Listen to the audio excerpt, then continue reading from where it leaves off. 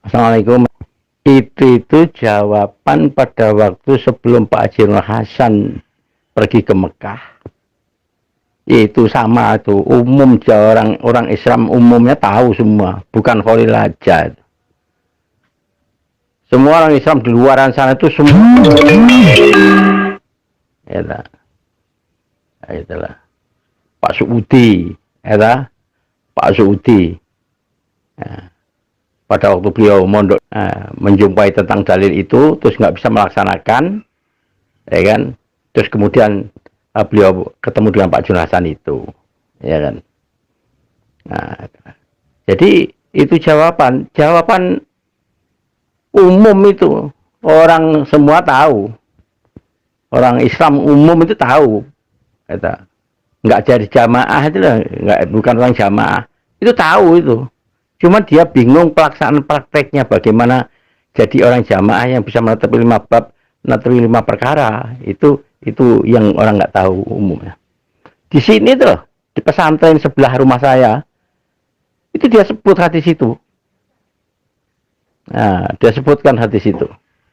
Ya kan? Nah, ada pengajian subuh, ya kan? Nah, itu dia sebutkan itu. Hadis itu. Nah, dia innaullah yadkhulul jannah bi amalim, sesungguhnya orang Islam itu diamalkan, syahadat, sholat, zakat, puasa, haji diamalkan, nggak bisa masuk surga. Jelas hadis Bukhari itu, ya kan?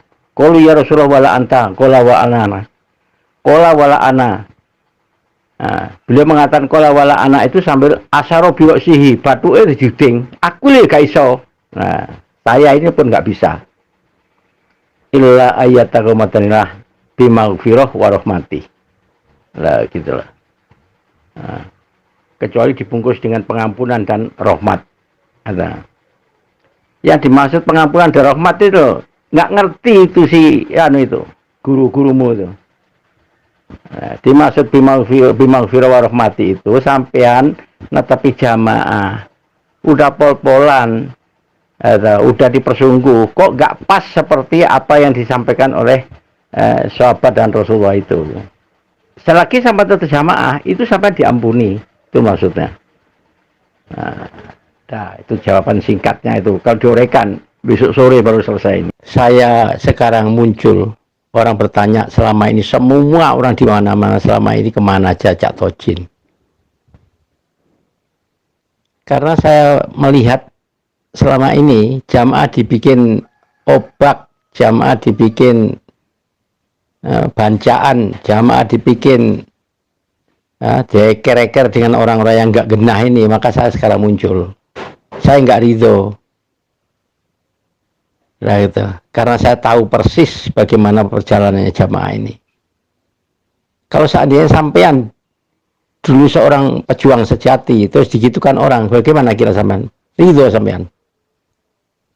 Nah, yang membuat saya ini muncul ini karena nggak ridho. Dari dulu memang nggak mau, saya muncul itu nggak mau. Nah, karena apa? Karena saya takut apabila saya mengatakan saya takut dulu dekat dengan Pak Haji Nur Hasan, saya orang yang pendampingnya segala macam. Kalau saya salah orang nggak mau mengingatkan saya. Berarti kan menerakakan diri saya sendiri saya. Itu yang saya nggak mau. Saya ingin jadi orang masuk surga, bukan jadi ini dan itu, saya tidak. Karena saya tahu persis bahwa perjuangan untuk menetapi kalimat jamaah itu sangat berat. Nah, gitu lah. Kalau dijadikan pengurus, kalau kita nggak adil dalam menghukumi, kita tidak akan masuk surga beserta royahnya. Nah, itulah masalahnya. Inna Allah la yang dulu ila suarikum wa amwalikum walaki yang dulu ila kulubikum wa amalikum. Itu mas. Nah, itu. Ya. Itu yang menyadarkan kita sekarang. Kenapa saya muncul, karena jamaah ini deker-deker, diorat-tarik dengan orang-orang yang gak genah ini, ya kan? Itulah mas ya. Itu, maka saya muncul. Kalau enggak, untuk apa saya? Nah, untuk apa saya? Dan saya orang yang punya surat, orang yang punya surat tulisan tangan dari Pak Jun Hasan, nasihatku kanggo keluargaku, itu saya punya. Surat yang mengatakan surat yang isinya 8 baris itu loh, yang sekarang saya taruh di museum. Nah, surat itu ada sama saya. Nasihat kanggo keluargaku.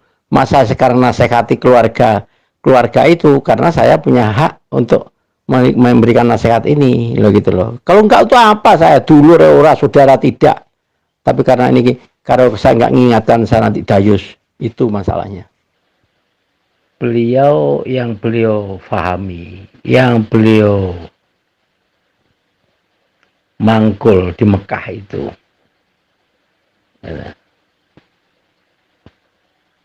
hadis itu 49. Nah, 49 hadis itu beliau pelajari. 49 hadis itu dikaji mengerucut menjadi kutubus sittah. Lah kutubus sittah itu dideplok, diperes, ya, mengerucut menjadi ilmu mangkul, faham, isnad, mutasil, teori praktek, dan 5 bab, 5 perkara, ya. Nah, jadi 5 perkara itu dalilnya di dalam hadis, ya. Lah 5 bab itu terjemahnya, makna arti. Jadi kesimpulannya, kutubus sittah itu apabila dikaji mengerucut menjadi ilmu mangkul, faham, isnad, mutasil, teori praktek, dan 5 bab. Itu sudah inti sarinya dari hadis 49 dan kutubus sittah. Adapun kutubus sittah tadi dideplok, diperes itu ada menir dan katul. Nah, menir itu hadis yang hasan. Katul itu adalah hadis yang dhaif.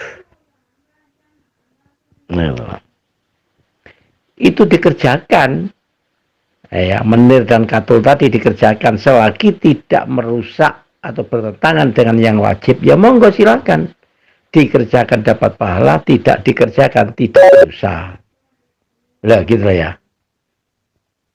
Nah, tuh Pak Junasan terangkan seperti itu. Ya, lah adapun yang 42 tadi ditambah diambil muatok 1, jadi berarti 7. Muatok itu banyak rujukan dari kutubus sittah itu yang merujuk ke muatok tadi. Nah, tinggal 42. Yang 42 itu namanya itu kulit sekam. Kalau di padi itu namanya sekam berambut.